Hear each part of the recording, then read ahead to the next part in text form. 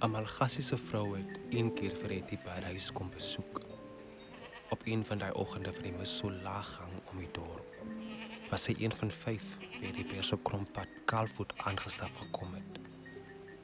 Toe Hetty haar gordyne optrek, sien sy die vrou by haar hek staan, heeltemal in swart aangetrek. Sy kon nie regtig die vrou se swaar aksent verstaan nie en het maar net geknik, geja en geamen. Sy het haar maar kos en 'n koppie tee aangebied. Die vrou het min gepraat en nie lank gebly nie. In die skadu's in die hoeke van die huis het sy probeer aandui hang 'n gevoel van rusteloosheid, 'n hongergevoel. Hetty kon dit ook aanvoel.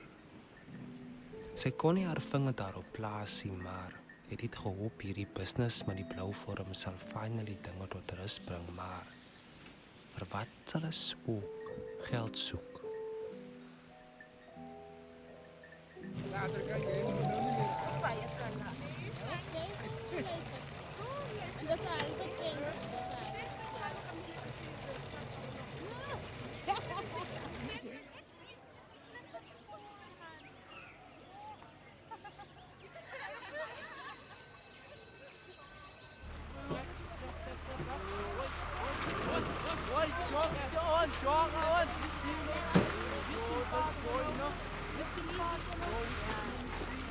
Kijk eens, Chopper.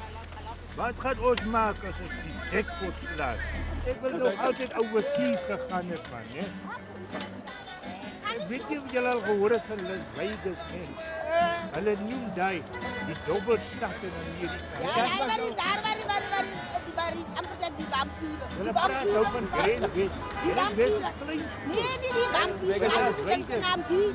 Ik heb Wat is zo bij? Daar waar die, dat weg, daar waar die zombies. As 'n movie wat jy kyk. Dit vat jy hier vanaf tot in Kaap. En daarvan kry jy 'n strydvlieg van Kaapstad Internasionale Lughawe direk New York. Maar goed, kom. Ja, dan kan je daar naar die casino toe, daar waar die... Daar ga je die